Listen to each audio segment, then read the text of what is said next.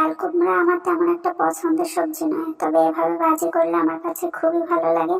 চলুন আজ আপনাদেরকে শেয়ার করি। এর জন্য পেঁয়াজ এবং কাঁচামরিচ কুচি তেলের সাথে ভেজে নেব। পেঁয়াজ এবং কাঁচামরিচ কুচি একটু ভেজে নিয়ে দিয়ে দেবো স্বাদ মতো লবণ, দিয়ে দেবো ছোট চিংড়ি। আমি ছোট চিংড়ি দিয়ে এই ভাজিটা করব। চিংড়িটাও একটু পেঁয়াজের সাথে ভেজে নিয়ে দিয়ে দিচ্ছি সামান্য একটু জিরা এবং রসুন বাটা, এতে করে ফ্লেভারটা অনেক সুন্দর আসে। এবারে মশলাটাও একটু ভেজে নেব খুব সুন্দর করে।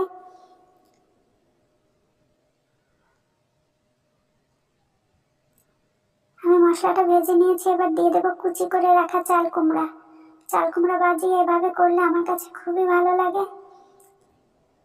আপনারাও করে দেখবেন, খুবই মজার হয় এভাবে রান্না করলে।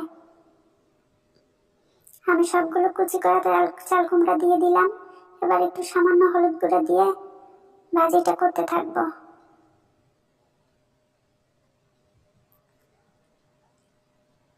নেড়ে চেড়ে ভাজিটা করতে হবে।